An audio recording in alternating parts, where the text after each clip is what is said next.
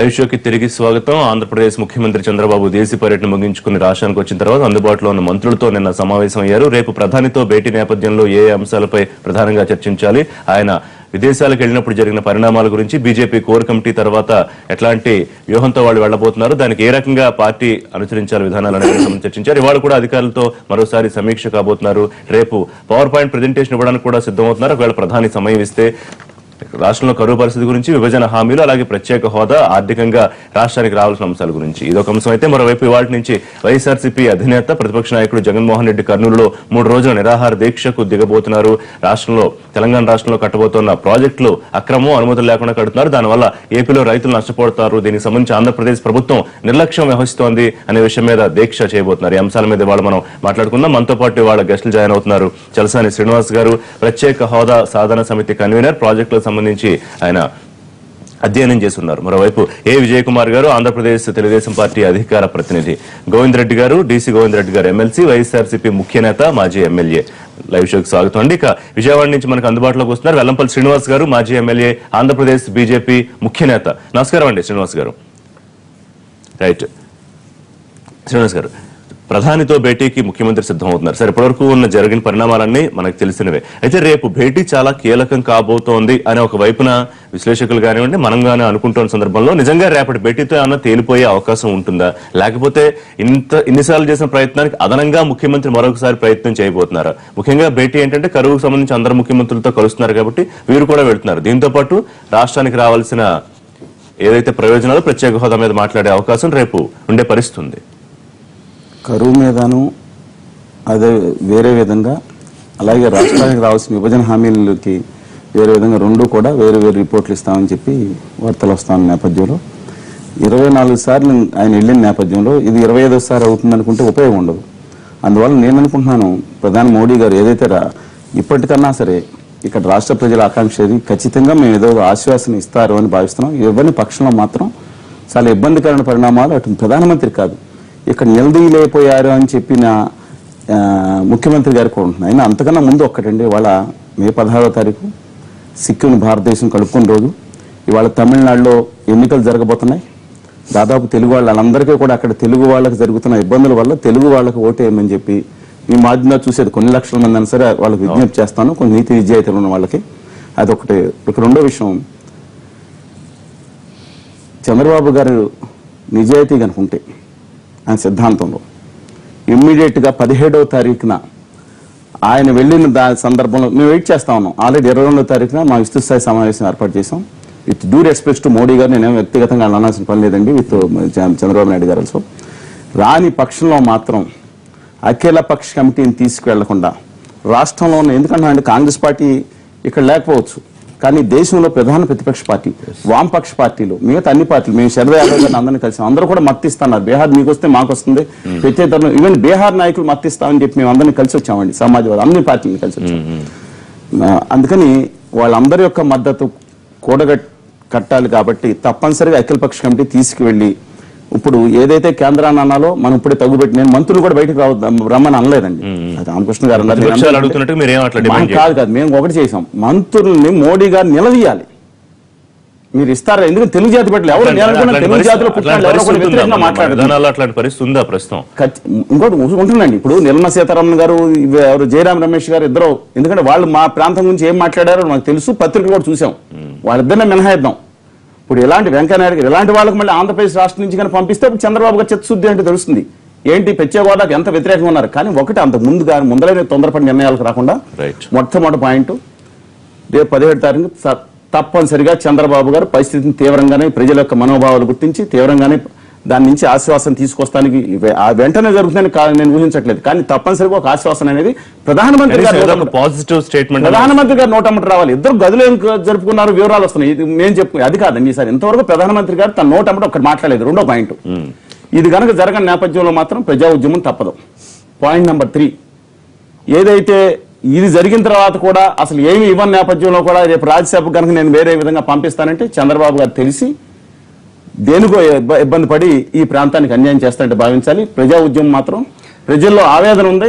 ఈ ఆవేదన తెలుగు జాతి వాళ్ళు ఎవరు వ్యతిరేకించరండి. మిగతా వాళ్ళు ఏదో మిగతా ప్రాంతాల వాళ్ళు పాదపూజ చేసేవాళ్ళు తప్పితే తెలుగు జాతి గుండెల్లో ఉండేవాళ్ళు ఇక్కడ బిడ్డలు ఎవరో కూడా నేనన్న విభజన హామీలను కానీ తక్షణం 2 ఏళ్ళు అయిపోయింది, ఇంకా ఆగరం.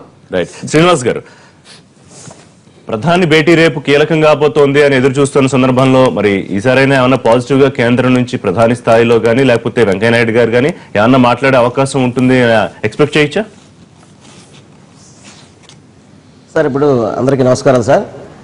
పెద్దలు సల్సా శ్రీనివాస్ గారు కూడా మొన్న నిరాదీక్ష చేసి వారి యొక్క నిరసన కానీ అట్లా ప్రజలందరికీ కూడా తెలిసే విధంగా చేయడం వారిని నేను అభినందిస్తున్నాను సార్. ఎందుకంటే ఆయన తెలుగు ప్రజల కోసం కష్టపడుతున్నందుకు శ్రీనివాస్ గారికి. అదేవిధంగా సార్, ఇప్పుడు ఏదైతే రేపు ముఖ్యమంత్రి గారు ఢిల్లీ పర్యటన వెళ్తున్నారో తప్పకుండా వారు ఇప్పుడు ఏదైతే ప్రధానమంత్రి గారు కరువు మీద కావచ్చు, ఈ యొక్క రాష్ట్రం మీద కూడా తప్పకుండా వీరు కన్నా సరైన నివేదిక ఇస్తే గనక మోడీ గారు కూడా ప్రాక్టికల్ మ్యాన్ అండి. ముఖ్యంగా మన వెంకయ్యనాయుడు గారు రాష్ట్రంలోనే ఈరోజు తెలుగు ప్రజలకి ఒక గర్వకారమైన వ్యక్తి ఆయన. ఎందుకంటే భారతీయ జనతా పార్టీకి నేషనల్ అధ్యక్షుడిగా ఈరోజు క్యాబినెట్లో కానీ కేంద్రంలో కీలకంగా ఉన్న వ్యక్తి. తప్పకుండా ఏదైతే మన ప్రత్యేక హోదా ఉందో మొన్న ఆల్రెడీ సిద్ధార్థనాథ్ సింగ్ గారి దగ్గర కోర్ కమిటీలో చాలా వరకు డిస్కషన్ జరిగింది. బట్ కాకపోతే దానికి ప్రత్యేక హోదా అని కాకుండా పేరేమైనా మార్చి అదేవిధంగా ఇంకా బెనిఫిట్ ఇచ్చే విధంగానే ముందుకెళ్తామని చెప్పారు తప్ప ఎక్కడ కూడా ఈ యొక్క హామీని విత్డ్రా అవుతున్నట్టు ఎక్కడ చెప్పలేదు సార్ ఎవరు కూడా. ఎందుకంటే ప్రత్యేక హోదా అనేది ఎవరు అడిగినా అడగకపోయినా అది భారతీయ జనతా పార్టీ వెంకయ్యనాయుడు గారు అడిగారండి. అదేవిధంగా మా ఎన్నికల మేనిఫెస్టోలో కూడా ప్రత్యేక హోదా చాలా క్లియర్ గా ప్రత్యేక హోదా ఇవ్వలేమని చెప్పేశారు బీజేపీ. అయితే కొత్త పదం చెప్పారు, ప్రత్యేక రాష్ట్రంగా చూస్తున్నారు ప్రధాని, లేకపోతే దీనికి సంబంధించి బీజేపీ పార్టీ ప్రత్యేక రాష్ట్రంగా. ఇప్పుడు ప్రత్యేక రాష్ట్రం అంటే ఏంటో డిఫైన్ చేయమని అందరూ అడుగుతున్నారు. అంటే ప్రత్యేక హోదాతో పాటు సమానంగా వచ్చేవన్నీ ఇస్తారా, ఇచ్చి ఇంకేమన్నా ఎక్స్ట్రా మేల్ చేస్తారా అని చెప్పి అడుగుతున్నారు. With due respects Vellampalli Srinivasarao గారు ఆల్రెడీ ప్రత్యేక రాష్ట్రం తెలంగాణకు చేస్తే ఇచ్చేసారు. ఆల్రెడీ ఆంధ్రప్రదేశ్ ప్రత్యేక రాష్ట్రం అయిపోయిందండి. శ్రీనివాస్ గారు కంటిన్యూ. కాదు సార్, శ్రీనివాస్ గారు సార్, ఇప్పుడు యాక్చువల్గా ప్రత్యేక రాష్ట్రం ఇప్పుడు ఏంటంటే ప్రత్యేక హోదా అనేది కొన్ని ఇబ్బందులతో కూడి ఉంది. అంటే అందరూ చెప్తారు నీతి ఆయోగ్ కంటే కూడా ప్రధానమంత్రి ఎక్కువ కదా, పార్లమెంట్ 100% ఎక్కువే. ఆ నీతి ఆయోగ్ ఏదైతే రికమెండ్ చేసిందో అది పార్లమెంట్ చదవడం జరిగింది. నిన్న పార్టీ అంతర్గతం కూడా చర్చ జరిగింది దాంట్లో తప్పకుండా. కానీ రాష్ట్రం అన్ని విధాలు కూడా వెనకబడింది కాబట్టి ఈ రాష్ట్రానికి ప్రత్యేక హోదా అనేది కంపల్సరీ కావాలనే ఉద్దేశంతో మా రాష్ట్ర బీజేపీ కూడా గట్టిగా ఒత్తిడి చేస్తుంది సార్. తప్పకుండా తీసుకురావాలని చెప్పిన ఆలోచనలో మేము కూడా ఉన్నాం. అదేవిధంగా ముఖ్యమంత్రి గారు కూడా రేపు వారి యొక్క పర్యటనలో కూడా అడుగుతారని మా ఆలోచన ఉంది తప్పకుండా. ఎందుకంటే మనకి 11 రాష్ట్రాల్లో ప్రత్యేక హోదా ఇచ్చాక రాష్ట్రాలు ఎలా అభివృద్ధి చెందినాయి ఇవన్నీ కూడా కొంచెం మన ప్రజలకు కూడా కొంచెం తెలియపరచాల్సిన అవసరం ఉంది. 100 ప్రత్యేక హోదా అని పేరు ఇవ్వకపోయినా కానీ దాంట్లోనే బెనిఫిట్స్ కానీ దాని ఏదైతే ప్రభుత్వానికి రావాల్సిన శ్రీనివాస్ గారు ఈ అంశాలు మనం చాలాసార్లు డిస్కస్ చేసుకున్నాం. క్లారిఫికేషన్ ఎక్కువ అడగను. చెప్పండి. ఆయన స్పష్టంగా ఏం చెప్పారంటే ప్రధానమంత్రి హామీలకు విలువ లేదని చెప్పారు. బిట్వీన్ ద లైన్స్ చదివానండి నేను. ప్రత్యేక రాయలసీమ వాళ్ళ ఎంత కరువు బాధ ఉందో మీరు ఒకసారి వస్తే వాళ్ళ ఆత్మఘోష చూపిస్తానండి. రాయలసీమకి ఉత్తరాంధ్రకి ప్యాకేజీ కూడా లేనట్టు, రోడ్డు భర్తీ చేయాల్సిన అవసరం ఏంటి? ఎందుకంటే ప్రధానమంత్రి ఇంటర్వ్యూన్ అయ్యారు, అందువల్ల దీనికి వాల్యూ లేదని విధంగా మాట్లాడారు. చాలా బాధించింది శ్రీనివాసరావు గారు. మరొకటి ఏంటంటే అండి, కరువుకు సంబంధించి సమీక్ష ముఖ్యంగా ప్రధాని కలవబోతున్నారు. ఇప్పటి వరకు కేవలం ఇచ్చింది 433 కోట్లే. వేరే తెలంగాణలో 7 జిల్లాలకు కలిపి 791 కోట్లు, 712 కోట్లు ఎంతో రిలీజ్ అయింది. ఏపీలో 10 జిల్లాలకు కలిపి 433 కోట్లే ఇచ్చారు ఇప్పటి వరకు. సార్ తప్పకుండా ఇప్పుడు ప్రధానమంత్రి గారే అన్ని రాష్ట్రాలు కరువు మీద కూడా చర్చలు చేస్తారు సార్. తప్పకుండా 100% ఇప్పుడు కరువు మీద ఏదైతే ఉందో ఆంధ్ర రాష్ట్రానికి అన్ని రాష్ట్రాల కంటే ఎక్కువ వచ్చే పరిస్థితి తప్పకుండా ఉందండి. తర్వాత ఇందాక శ్రీనివాస్ గారు చెప్పిన ప్రకారం ఏదైతే కడప కానీ రాయలసీమ కానీ వీటన్ని మీద కరువు మీద కూడా మా భారతీయ జనతా పార్టీ కూడా కమిటీ వేసి ఆ నివేదిక కేంద్రానికి పంపించారు సార్. ఆల్రెడీ విభజన హామీలు అవమానకరంగా ఇచ్చారండి. మీరు వేరే విధంగా భావించద్దు సార్. శ్రీనివాస్ గారు మీరు బిడ్డగా నేను తెలుసు మీరు అంతర్గతంగా. నేను ఇంకోటి కూడా చెప్తాను, దీక్ష చేసేటప్పుడు ఇక్కడికి వచ్చి మాట్లాడే బీజేపీ నాయకులు కూడా నాకు ఫోన్ చేసి సంఘీభావం తెలియజేశారు. నేను నిజంగా కృతజ్ఞతలు తెలియజేస్తున్నా. మీరు దాని గురించి కాదు, 50 కోట్లు ఇచ్చి అవమానించారండి జిల్లాని. ఇవాళ అవసరం లేదంటున్నారండి. 42 అధికరణ 2 ప్రకారం 94 ప్రకారం చేయాల్సి వచ్చింది. అసలు హామీలు మేము పట్టించుకోం బిల్లు అన్నారు. బిల్లులోనేమో కాంగ్రెస్ వాళ్ళు దిక్కుమాలితనంగా పెట్టి వచ్చారు. సస్తున్నామండి ఆ బిల్లుతో. దిక్కుమాలిన బిల్లు తయారు చేశారు వాళ్ళు. అదే సార్ సమాధానం చెప్పండి. వాయిస్ కట్ అయిపోయిందండి. శ్రీనివాస్ గారు మాట్లాడతాం, మీతో మళ్ళీ మాట్లాడతానండి. ఇక్కడ మిగతా అతిథులు మాట్లాడిన తర్వాత గోవింద్ రెడ్డి గారు, వైసీపీ ఎలా చూస్తోంది రేపు ముఖ్యమంత్రి ప్రధానితో భేటీకి సంబంధించి? సార్ ఇప్పుడు అనేక విభజన చట్టంలో ఉన్నటువంటి అనేక అంశాల విషయంలో కానీ లేకంటే ప్రత్యేక హోదా విషయంలో కానీ పూర్తిగా తెలుగుదేశం పార్టీ కానీ అట్లే బీజేపీ పార్టీ కానీ ఇది దోబూచులాడుతుంది తప్ప ఈ ప్రయోజనం ఏమీ చేకూరదు అనేటువంటిది చాలా తేటతెల్లమైతా ఉంది. దీంట్లో ఊరిక వాళ్ళు ఇల్లు ఊరిక రకరకాలుగా మభ్యపెడుతున్నారు. ఇప్పుడు దాకా మేము ప్రత్యేక రాష్ట్రం అంటున్నారు, అంతా మొత్తం ఈరోజు లెక్కలు కడుతున్నారు. 6,088 కోట్ల రూపాయలు ఇప్పుడు దాకా రాష్ట్రానికి వచ్చింది అంటున్నారు. ఇది ఏ మూలకు కూడా సరిపోదు. ఇక ప్రత్యేక హోదా అంటే ఆల్మోస్ట్ అది ఊరక మళ్ళీ చాలా క్లియర్ కట్ గా మంత్రులు చెప్పినారు, ఇక అది వచ్చే అవకాశమే లేదు. ఇదంతా కూడా ఇంకా 2 సంవత్సరాలు అయిపోయింది. ఇది ఏం చేయగలము ఏం చేయలేము అనేటువంటి విషయంలో చాలా స్పష్టత ఇవ్వాలి బీజేపీ నాయకులు గాని.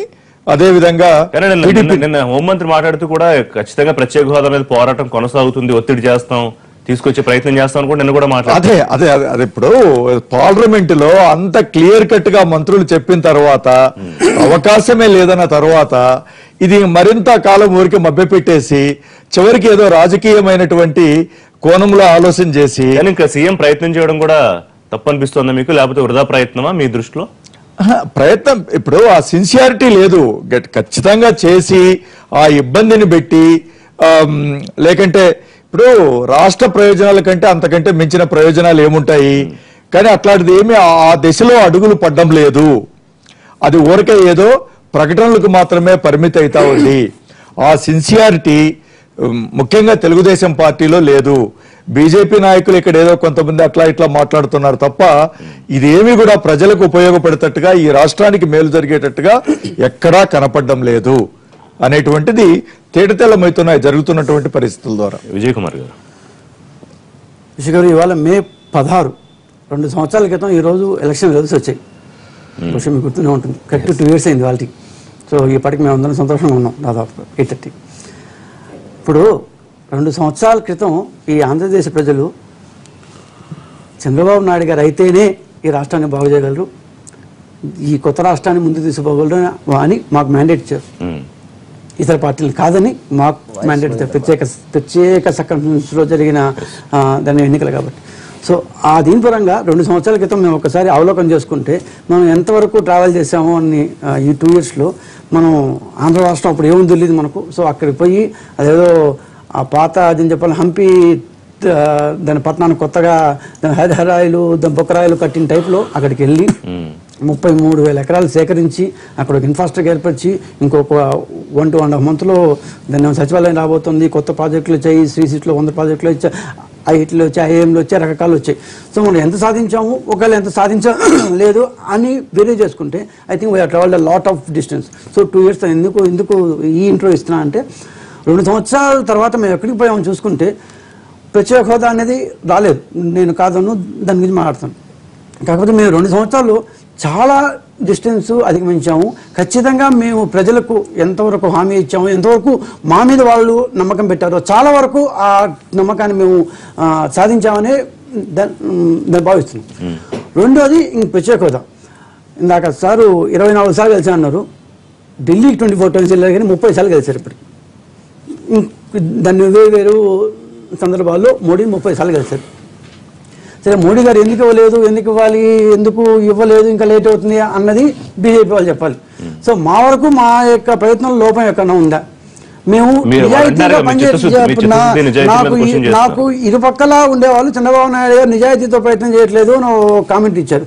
నాకు దీంట్లో నిజాయితీ అంటే ఏందో అర్థం కాదు. ఏ విధంగా మేము కొత్తగా మా యొక్క నిజాయితీని చేసుకోవాలి? ఇప్పుడు అఖిల పక్షం ఉన్నారు, కాంగ్రెస్కి 47 మంది ఎంపీలు ఇప్పటికి కూడా ఉన్నారు. పార్లమెంట్లో ఒక్కసారిగా వాళ్ళు ప్రస్తావించారు. సోనియా గాంధీ మాట్లాడేది ఈ రాష్ట్రాన్ని విభజించింది ఎవరు? సోనియా గాంధీ. దానికి సహాయపడింది ఎవరు? బీజేపీ వాళ్ళు. చేయాల్సింది ఎవరు? వాళ్ళు పార్లమెంట్లో అసలు మాట్లాడారంట. వాళ్ళిద్దరు మాట్లాడు. సోనియా గాంధీ ఒక్కసారి మాట్లాడారు. రోజు సోనియా గాంధీ ఎన్నిసార్లు జార్ఖండ్ కోసం, అరుణాచల్ ప్రదేశ్ కోసం రోజుల తరబడి చేస్తారు. మా కోసం ఒక్కసారి పార్లమెంట్ బహిష్కరించేది ఎప్పుడేం చేశారా?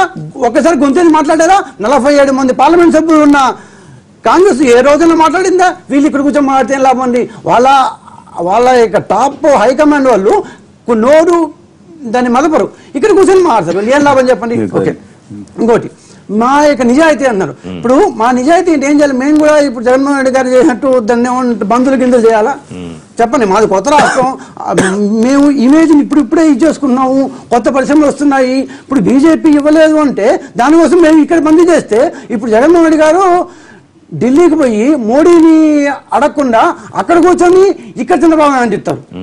అంటే ఆయనకు ఎక్కడ పోయిన చంద్రబాబు నాయుడు భయం కదా ఆయనకు. ఆయనకు ఎప్పుడు అది కరెక్ట్ కాదండి ఆయన చెప్పడం. ఢిల్లీకి వెళ్ళాము, ఢిల్లీకి వెళ్ళాము, అక్కడ చేసినాము. మీరు ఒకసారి గుర్తుంచుకోండి, ఢిల్లీ జంతర్ మంతర్లో కూర్చొని ఎవరి గురించి ఎక్కడ చేయాలి? జంతర్ మంతర్ కాకుండా ఎక్కడ చేయాలి చెప్పండి. మీరు ఎక్కడ చేస్తుంటారు? ఎందుకు చేయకూడదు? అధికారంలో ఉన్న వాళ్ళు కూడా చేయొచ్చు, తప్పేం లేదు. గట్టిగా మాట్లాడితే కొత్త దూరంలో ఉన్న పార్లమెంటు, దాని పక్కనే ఉన్న దాని రేస్ కోర్స్ రోడ్ లో ఉన్న దాని కనపడేది, అక్కడ మమ్మల్ని ఇచ్చే లాభమండి. కాంగ్రెస్ కానీ వైసీపీ కానీ రెండు పార్టీలు కూడా ఇక్కడ కూర్చొని ముస్లిం ఆడుతుంటాయి కానీ